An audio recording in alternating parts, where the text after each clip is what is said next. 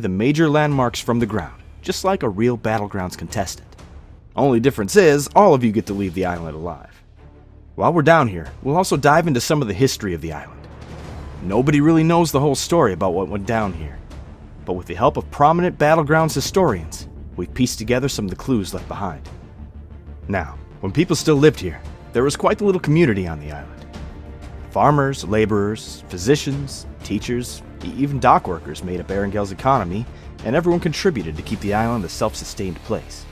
Even after the military took control of Sosnovka, life kept on like normal for a time.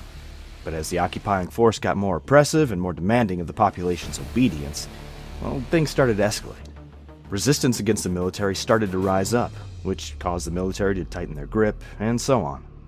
Of course, that all ended in 1965 when the bombs started dropping. Anyway, our first stop on the tour is Kameshki.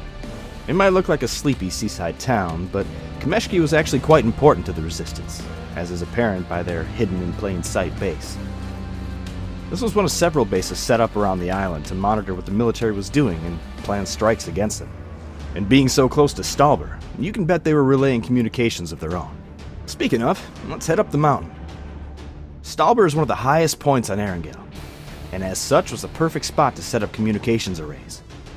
While we don't know for sure which side of the conflict controlled Stalber, the resistance base in Kameshki and the bunker just down the hill tell us that this area was mostly blue territory. They even flew the flags of their enemy down here to help throw them off their trail. This here is Erangel's infamous crash site.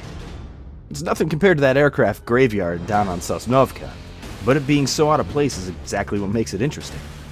Nobody's quite clear on how the plane went down, but these things don't really have a habit of just falling out of the sky by themselves. And that was before flight data recorders were widely used, so we might never know what took her down. But she's part of the island now, and part of the tour. George Bull was a priority for the occupying force, as it housed a large portion of Erangel's population, and was the island's most prominent port, with shipping containers full of supplies from the mainland arriving every week. They set up base in the north of the city and put its jail to good use once the blue flags started flying around. Some of you noticed the cameras around. Those are a more recent addition to make sure none of the Battlegrounds action is missed. They get replaced pretty often with all the bullets flying around. Speaking of surveillance and bullets flying, that mountain outside Vigatka was a prime place to set up surveillance, or even a sniper nest. It's a pretty safe bet that the resistance was up there keeping an eye on the Red Eye. That's it for the first leg of our tour. We'll spend the night here in Gatka and start up first thing in the morning.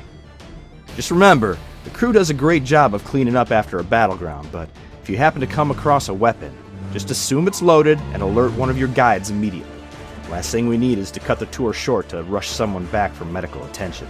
The rest of the night is yours. If you're enjoying the tour, be sure to give us a 5-star review and tell your friends that it was the Battlegrounds Tour Agency that helped you explore the Battlegrounds like never before.